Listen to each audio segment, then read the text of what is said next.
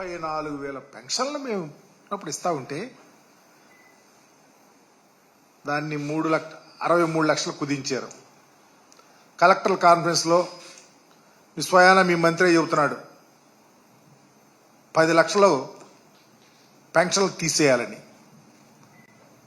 అంటే పేద ప్రజలు వీటి మీద ఆధారపడి బ్రతికే ప్రజల యొక్క పట్టు కొట్టడానికినా?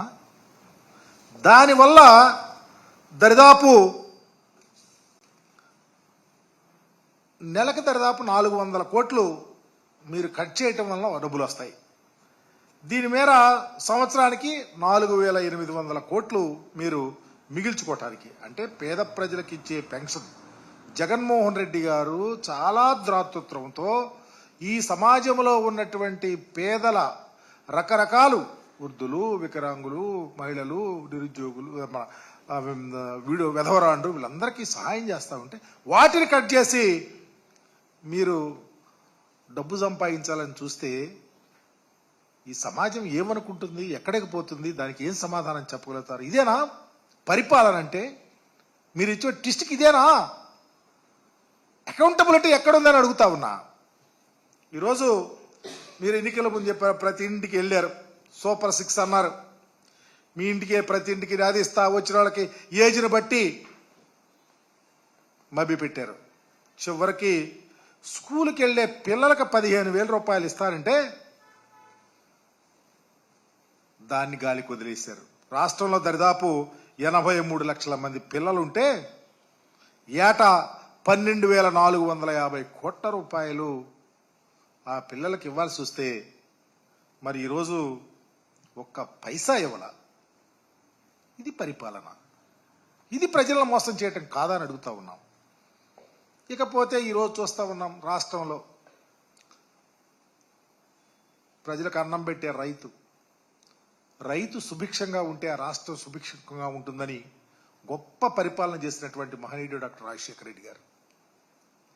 మా నాయకుడు జగన్మోహన్ రెడ్డి గారు రైతు బాగుండాలని ఒక గొప్ప ఆలోచనతో ముందుగా వ్యవసాయ తరుణంలో 12,500 రూపాయలు ఇస్తారని చెప్పి 13,500 రూపాయలు ఇచ్చి వ్యవసాయ తరుణంలో రైతును సమాయత్తం చేస్తే అప్పుడు మీరేమన్నారు?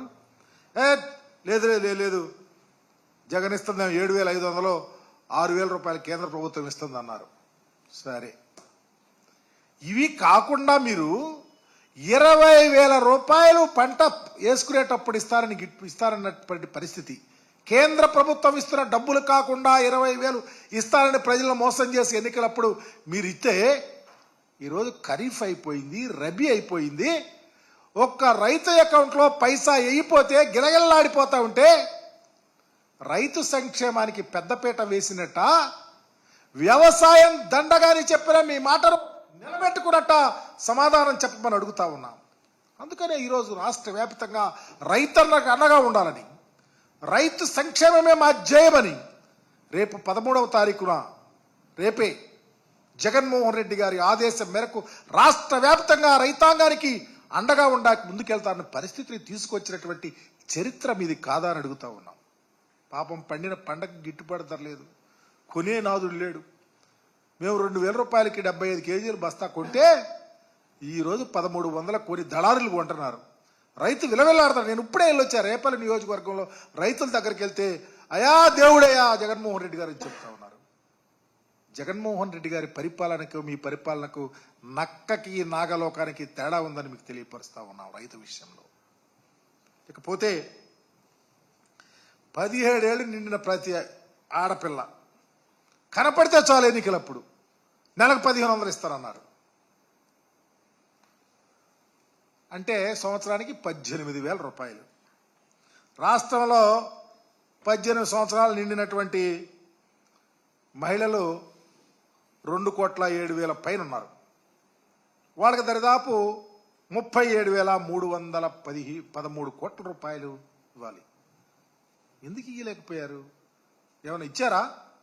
మీరు చెప్పండి. ప్రభుత్వంలో ఉన్న మీరు ఇవి వీరు ఇచ్చిన హామీలు కాదా? ఎందుకు ఇవ్వలేకపోయారో చెప్పలేని స్థితిలో మీరు ఎందుకున్నారంటే మీ ప్రభుత్వం చేతులెత్తేసింది కాబట్టి అని అడుగుతా ఉన్నాను. మా నాయకుడు ఏనాడు ఒక మాట చెప్పాడంటే, ఒక హామీ ఇచ్చాడంటే ఎన్ని అవాంతరాలున్నా దాని మీద నిలబడ్డాడు కాబట్టే ఈరోజు మరలా జగనన్న కావాలి జగనన్న కావాలని 6 నెలల్లోనే ప్రజలు ముందుకు వస్తా ఉన్నారంటే మాట మీద నిలబడే తత్వం ఉంది కాబట్టి మీకు ఉందా అని అడుగుతా ఉన్నాం.